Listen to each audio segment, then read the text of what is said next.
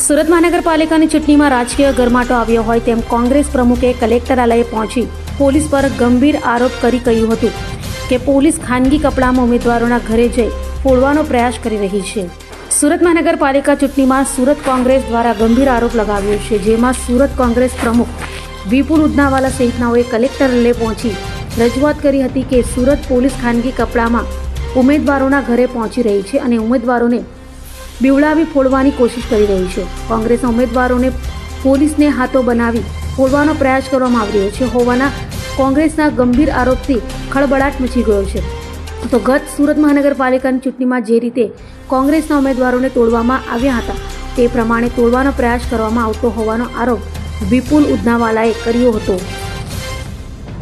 સુરતની આખા ગુજરાતની અંદર સ્થાનિક સ્વરાજ્યની ચૂંટણી ચાલતી હોય અને તેની અંદર કોર્ટ ઓફ કન્ડક્ટ આચારસંહિતા લાગી ગઈ હોય ત્યારે સરકારી અધિકારીઓ અને સરકારી કર્મચારીઓએ એનું શુદ્ધતાથી પાલન કરવાનું હોય છે।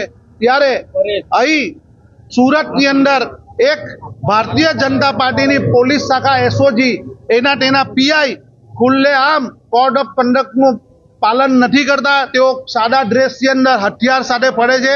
ભારતીય જનતા પાર્ટીના નેતાઓ સાથે ગળામાં ગળા હાથ નાખી અને તેઓ ફરી રહ્યા છે અને અમારા નેતાઓ, અમારા ઉમેદવારો અને અમારા વોર્ડ પ્રમુખો ઉપર ખોટી રીતે ફોન ગયા છે અને તેઓ સોસાયટીઓમાં અને મોહલ્લામાં ફરી સાદા કપડામાં અમને એક ડર અને ભયનું વાતાવરણ ઊભી કરી રહ્યા છે।